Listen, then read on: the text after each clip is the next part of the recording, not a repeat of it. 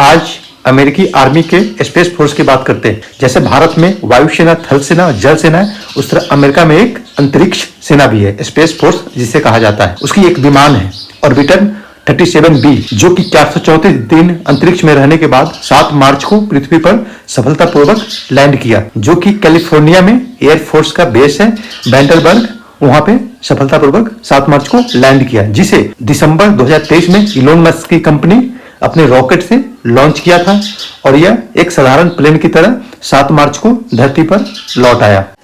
Space plane X-37B 9 metre लंबा और 4.5 metre चौड़ा है, जिसे अमेरिकी कंपनी बोइंग ने बनाया है। बोइंग पैसेंजर प्लेन बनाने वाली कंपनी है अमेरिका का। यह रीयूजेबल प्लेन है, जिसे कई बार अंतरिक्ष में भेजा जा सकता है और फिर अंतरिक्ष से यह साधारण प्लेन की तरह वापस चला आता है। सबसे ज्यादा दिन तक इस प्लेन की रहने का रिकॉर्ड अंतरिक्ष में 908 दिनों का है। पहली बार इस प्लेन को 2010 में लॉन्च किया गया था। प्लेन को किसी रॉकेट से लॉन्च किया जाता है, साधारण प्लेन की तरह यह धरती पर फिर से वापस आ जाता है। X-37B ऑर्बिटल मानव रहित प्लेन, जिसे रिमोटली कंप्यूटर के द्वारा ऑपरेट किया जाता है। अमेरिका बहुत सारे इस तरह का प्रयोग करते रहता है। यह प्लेन अंतरिक्ष में जाकर बहुत सारे डेटा इकट्ठा करता है, बहुत सारे जासूसी का काम भी इस तरह का प्लेन अंतरिक्ष में जाके करता है। अमेरिका को यूं ही नहीं सुपर पावर कहते हैं। जो इंडिया दूसरा देश 50 साल बाद करेगा, वो अमेरिका अभी कर रहा होगा या इससे पहले कर चुका होगा। जो फाइटर जेट इंडिया अब इस्तेमाल कर रहा है, अब तक इंडिया नहीं बना पा रहा है, वो फाइटर जेट अमेरिका 50 या 60 साल पहले बना चुका होगा। यूएसए के पास ऐसे ऐसे बम्बर हैं, ऐसे ऐसे फाइटर जेट हैं, जो दुनिया देखकर दंग रह जाती है। बहुत सारे तो अभी पब्लिक के लिए रिवील भी नहीं किया जाता है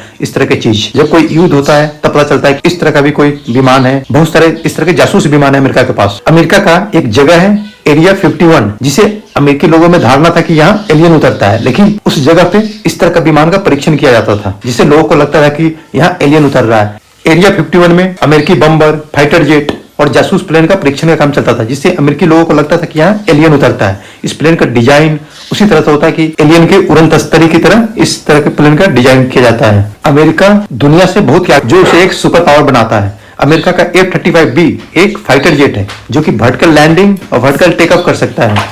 किसी भी फाइटर जेट में सबसे बड़ी समस्या उसकी लैंडिंग की होती है, क्योंकि फाइटर जेट का स्पीड बहुत ज्यादा होता है। हालांकि एयरक्राफ्ट कैरियर पे फाइटर जेट उतरते हैं, लेकिन उसके लिए लोहे की रस्सी का प्रयोग किया जाता है। फाइटर जेट का स्पीड कम करके उसे एयरक्राफ्ट कैरियर पे उतारा जाता है। फाइटर जेट में लैंडिंग की समस्या थी, जिसे वर्टिकल लैंडिंग और टेकअप करके इस समस्या को दूर कर लिया गया, जिसे कहीं भी उतारा जा सकता है और कहीं से भी उड़ाया जा सकता है। F-35 फाइटर जेट, ट्रम्प सरकार ने भारत को भी यह विमान पेशकश किया, लेकिन F-35A भारत को ऑफर किया गया, जिसमें वर्टिकल लैंडिंग और टेकअप की सुविधा नहीं है। हालांकि F-35A भी एक स्टेल्थ फाइटर जेट है, जो रडार के पकड़ में नहीं आता है। जब भारतीय मिलिट्री छोटे वाले खिलौने ड्रोन से काम कर रही थी, उस समय अमेरिका के पास हेलीकॉप्टर से भी बड़े बड़े ड्रोन थे, जो जासूसी के लिए काम कर रहे थे और कई तरह से सेना के मदद कर रहे थे। रशिया यूक्रेन युद्ध की बात कर रहे हैं, जिसमें एक छोटा देश यूक्रेन रशिया के सामने इतने दिनों तक 2 साल से ज्यादा टिका रह गया। उसका कारण था अमेरिकी हथियार, अमेरिकी मिलिट्री इक्विपमेंट, जो कि